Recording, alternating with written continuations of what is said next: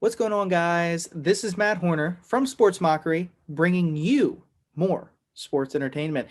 We usually would be here in the wagersphere, but today I have been promoted. Now, maybe it's not a promotion, but to me it is because usually, I bring you these videos and it's sports betting content, which is, my forte. But today I'm bringing you the top five storylines in Chicago news. So, this is new for me, for sure, creating a video like this. I've been doing sports betting videos for forever. But this is the first one of what is hopefully many. And we're going to talk about the top five storylines going on in Chicago sports right now. So we're going to go through each team and we're going to talk about the big story that's going on with each of the five major Chicago sports teams right now. So I just had to endure the Chargers and the Raiders game. So excuse me if I'm a little frazzled, I guess you would say, because as somebody who was sweating a Chargers 3.5 ticket, yeah, that game was just insane. And John Gruden and Anthony Lynn, they have convinced me that we are 100% living in a simulation. Like the world, everything as we know it, guess what? It's a simulation because Anthony Lynn and John Gruden are coaching football in 2020. I mean, it's absolutely insane. So, yeah, I'm a little, I covered that bet, but whew, it was a close one. It was a sweat. So it was nuts. Let's get right into it, shall we? Top five Chicago sports stories going on right now. So we're going to start, of course, with our beloved Chicago Bears. Yeah. So I know you guys have seen me on here before. You've seen me with my rants about Ryan Pace and how, God help us, we need to have him fired because really it's a disgrace that he is still the general manager of the Bears. And I still think that is the case. The storyline really going on right now with the Bears is that people, after blowing out the Texans 36-7, people seem to think that validates, it should we keep Mitchell, right? Should we keep Mitchell Trubisky? Should we keep Matt Nagy and Ryan Pace? Look, the offense has been performing much better recently. Mitch has been great, right? He's been great. Maybe we were wrong, that type of stuff. And to me, that is just not the case. Some people, maybe you want to think that way. Maybe you're just an optimistic thinker, right? But for me, I tend to look at it in a logical sense, all right, and from a betting standpoint as well. So the Houston Texans, they are atrocious. Okay, like they are an absolutely horrible football team who just had arguably their best player in Will Fuller, the receiver, suspended for the rest of the season for PED use, right? So he's their best player on offense besides Deshaun Watson, and he's out. So there goes your number one target right off the bat. Bradley Roby, their number one corner. Oh, guess what? He also gets suspended the rest of the season for PED use. Wow, two players on the same team with the same problem? Oh, this could never be an issue, right? It could never be something systematic where that happens. No way. But he's gone. So there goes your number one corner on the Texans. They already are bad to begin with those two players. They're atrocious. They're terrible as a football team, especially on defense. The Texans just stink. And people are going to sit here and look at this game and look at the Bears and say, wow, I put up 36 points. Deshaun Watson, they only held him to 7 points without his number one receiver, without Randall Cobb as well. So he's working with a bunch of, randos off the practice squad mostly, and an offensive line that's been terrible for him throughout his career in Houston. I take nothing from this game. Like, you're at home against a terrible opponent who is missing like all of their key players and is in a disastrous situation with Romeo Crennel as their head coach because they had to fire their general manager / head coach because he's an incompetent. Like, you could not think of a worse situation for a team than the Houston Texans. The Bears should beat them. Like, they should destroy a team like that. But the problem is the Bears all too often don't do that type of thing. And when one-off instances like this happen, like the Buccaneers game a couple years ago, even further back, that Bengals game that Mitch had, these instances where you see these flashes, this stuff happens, and then you get super frustrated when he comes out the next week and lays an egg, because that's just how it is. Like they're not consistent. If they consistently win football games, right? Like 2018, okay, 12-4, you go to the playoffs for the first time in 8 years. We still have not won a playoff game in a decade now, but you go to the playoffs for the first time in 8 years, that's a win. That's great. Yeah, we're all heartbroken by Cody Parkey, right? But stuff happens, but you made the playoffs. That in itself should have been goal number one. All right. You make the playoffs, something you haven't done in a very long time. Good job. You have to build off that, though. And they failed miserably in 2019 to build off that. Very disappointing at 8-8. Look at them right now. They are 6-7. Okay. In 2020, 2 years removed from a 12-4 season where we all had high hopes for this team.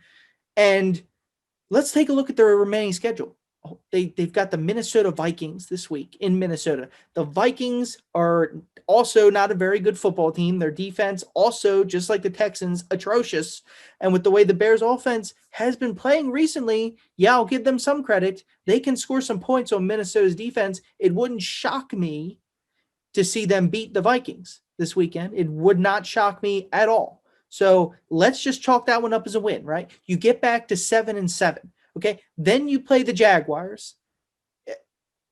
They will beat the Jaguars. If they don't beat the Jaguars, everybody's fired. Like there is no excuse not to beat the Jacksonville Jaguars, right? If you lose to them, everybody's guaranteed fired. So let's just say they beat the Jaguars like they should. 8-7. Then you got the Packers, right? And it all depends on if the Packers are actually playing for something or if they're not at that point. I kind of feel like they will be. Aaron Rodgers is in the MVP discussion right now. They may want to have him play just for that reason, or they may want to have him play just to shove it in the Bears' faces like the Packers so often do. So who knows? I think they lose that game to Green Bay because I have zero confidence the Bears ever beat the Packers. So where does that leave you? Oh, right. 8-8, stuck in purgatory. So I'm sorry for not being an optimistic guy like so many people are right now with the Bears. The big story this week, should we keep all these people in power after destroying a terrible Texans team? To me, the answer is no. Absolutely not. And if you finish 8-8 again, guess what? You're stuck in NFL purgatory where you're not good enough to make the playoffs and you're not bad enough to get a franchise quarterback. And who are you to trust, Ryan Pace, to bring in a franchise quarterback? No one. You cannot trust Ryan Pace. I'm sorry. You can't. So that's just my feelings on that. So that's team number one, the Bears. Should you trust them? No.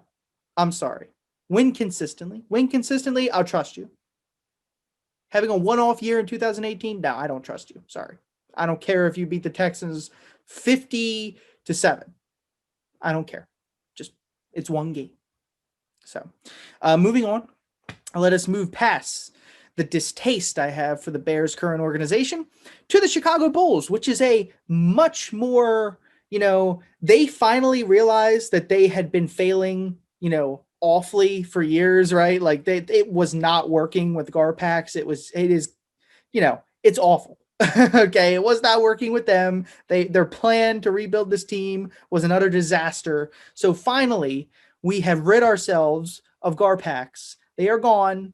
Okay. Now Pax, his part is still, he's in there, but he's not quite, the way he was. So it's not a terrible detriment to the team at this point, like he was, but he's still there. He's just that little, he's just, I don't know.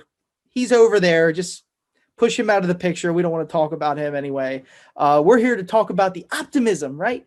A team that actually could potentially, grow now. We'll have to see. But early, the big storyline right now is early preseason, these preseason games. There is reason for optimism. I'm not saying the Bulls are going to be some great team. I'm not even saying, they may, in the East, they may squeak in as like the last playoff team, right, in the East. But there's reason to be optimistic about the Bulls. Zach LaVine, they don't trade him, right? He hasn't been traded so far. I know his name's everywhere with the trade rumors, but he's still here. He's still the number one option, okay, that's going on. Connor here at Sports Mockery just wrote an article about this. Preseason games have been optimistic so far. Zach LaVine is still the number one scorer, right? He's still their number one guy they're going to go to is Zach LaVine. He scored 24 points one of the preseason games. His scoring has been consistent. He's still going to be their number one guy. Kobe White, another point Connor brings up in his article, is looking to be the point guard of the future, right? He's starting to settle in there at the point guard position. He has a nice mix of assists. He has a nice mix of scoring. He is a scoring guard mostly, but he can play. He can play. It's one thing, I guess. The last hurrah for Mr. Foreman. We have Kobe, right? So not that Kobe. We have Kobe White. He seems to be growing. And then Patrick Williams, the guy, the new organization, the new front office has drafted number 4 overall in Patrick Williams. He's been consistent. Okay. He has actually played not like a 19-year-old kid who gets easily frazzled in, this new world he's living in, basically, in the NBA, because that's what it is. He's 19 years old. Okay. I'm 25, right? He is 19 years old. He's playing in the NBA. That is something that I couldn't even imagine the type of pressure. I mean, he's 4th overall pick too. That type of pressure on him is immeasurable. But he's handling it great. He's been consistent on both sides of the ball, defensively, offensively. At points, he's looked like, really good, like almost superstar type of potential at points in these preseason games. But when you take those 3 points that Connor has laid out in his article on Sports Mockery, go there if you would like to read it. Go to the Bulls section. But if you take those 3 points, there's optimism around the Bulls. There really is.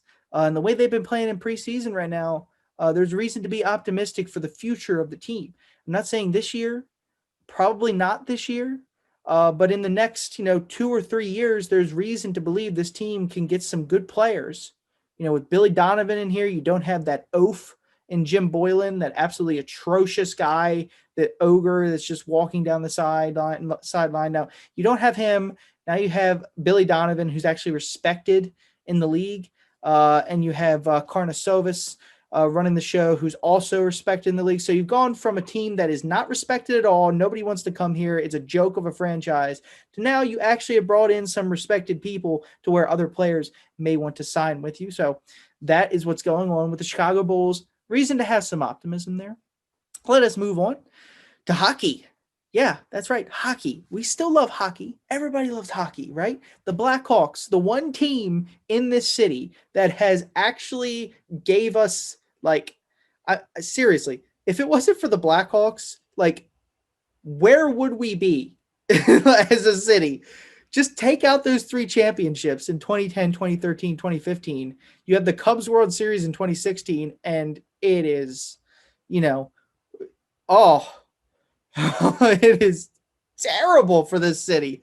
Absolutely terrible for this city overall if you don't have the Chicago Blackhawks. So the big storyline, there's actually 2 storylines. I'm going to talk about the Blackhawks here.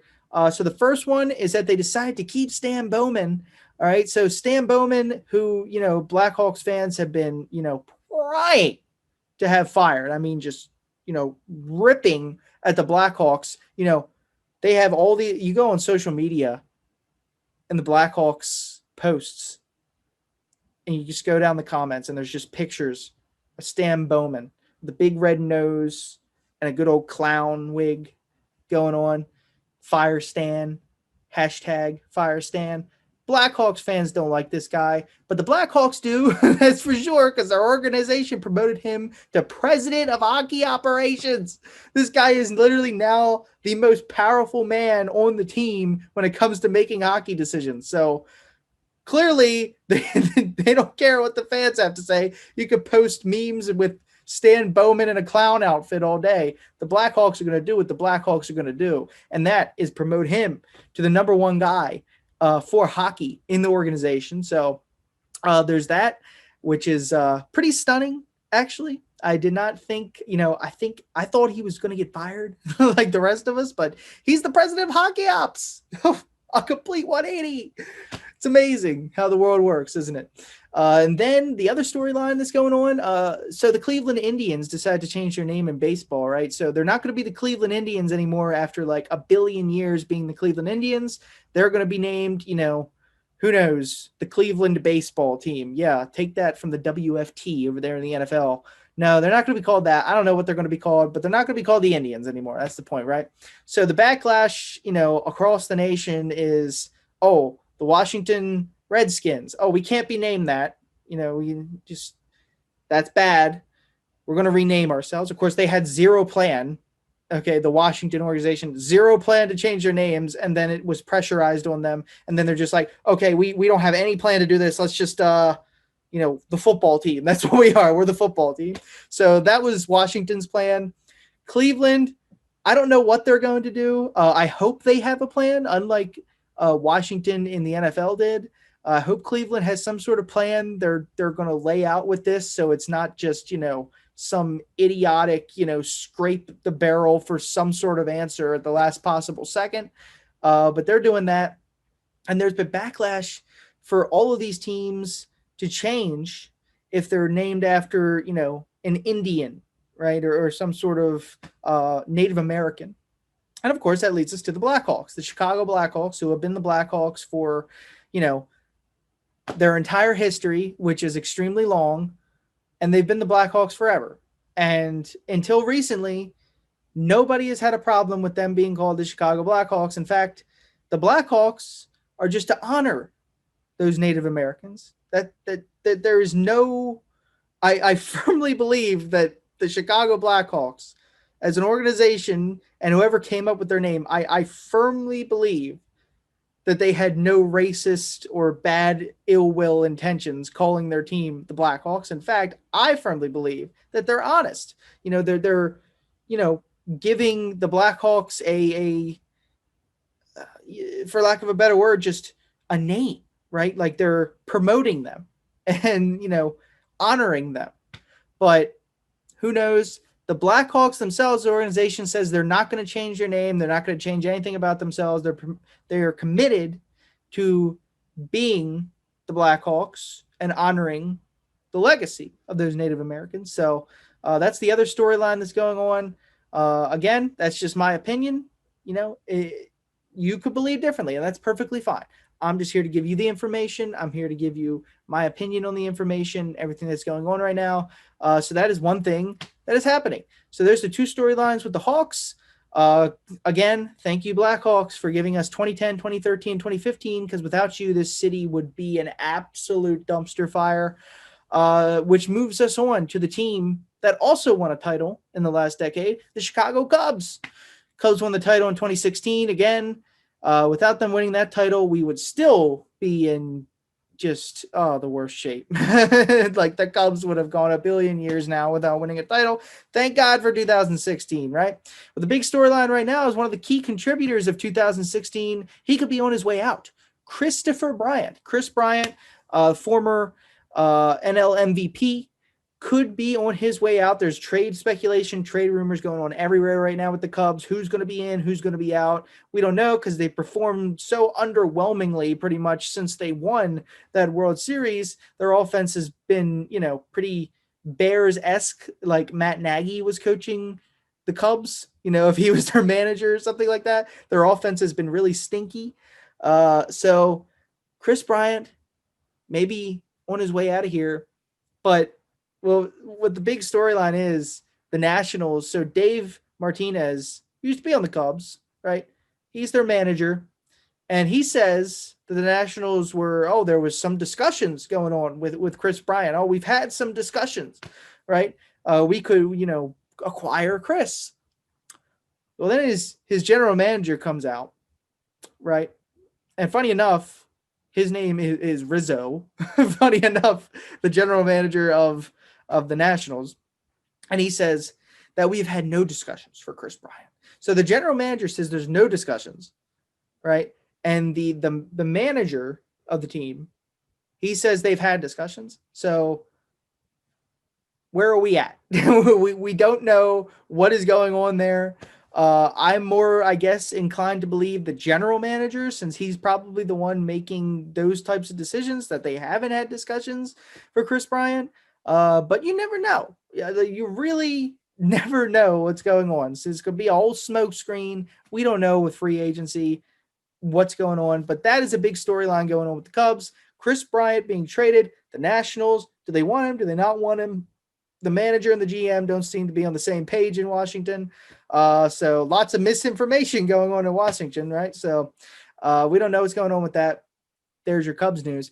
On to the final team, the very last leg here, the White Sox. So the White Sox acquired Lance Lynn, one of the best pitchers in the league last year, top 10 in Cy Young voting. So they acquired him for Dane Dunning.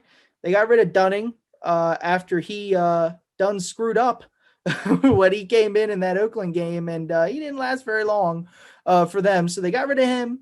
Now they've brought in Lance Lynn, and now they have a really, championship caliber type of rotation, right? You got Lucas, Mr. Giolito leading off there. Your number one guy, your number one pitcher. Then, of course, you've got Dallas Keuchel, former Cy Young winner. He is number 2 in the rotation. And then you got Lance Lynn. So now you got 3 top-tier pitchers, in your rotation, leading you off there. So that's solid. They really need that type of pitching. There's talk they could bring in Liam Hendricks as a closer from the A's, funny enough. Bring them in to the White Sox. And, of course, we have to talk about it. The White Sox brought back good old Spanky Adam Eaton. He's back. He is in the White Sox clubhouse, for better or for worse. However you feel about him. Yes, he was electric when he was here on a really terrible White Sox team. I may say he was one of the better players. But we've seen what he does, right? We've seen the type of behavior that Adam Eaton is, maybe kind of known for. Kind of a cancer in the clubhouse, just a little bit.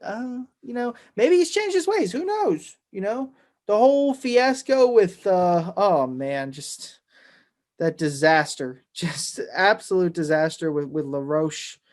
Oh man, that was just so bad. His beef with Frazier. Who knows? But he's back, right? He's back. He's not very expensive, and he's going to be playing some outfield. So kudos to them. The White Sox, they got good old Adam Eaton and Lance Lynn. And once again, this team is championship caliber. Will they get along with Tony La Russa? We'll have to see, Or is La Russa drunk? Who knows? Yeah, good. Go White Sox. So there you go. Those are your top 5 storylines going on right now in Chicago sports. We've covered the Bears, we covered the Bulls, Blackhawks, Cubs, and White Sox. Everything that's going on right now in Chicago sports. So until next video and until the next article, be sure to read up on our sports betting topics. That is where you will find me. I'll be coming out with my best bets for Sunday, this coming Sunday in the NFL here soon. I'll be having an article up for that soon. So go head over to our sports betting site and take a look there. So I will see all of you in the next video. I will see all of you in the next article. And until then, peace. Bye, folks.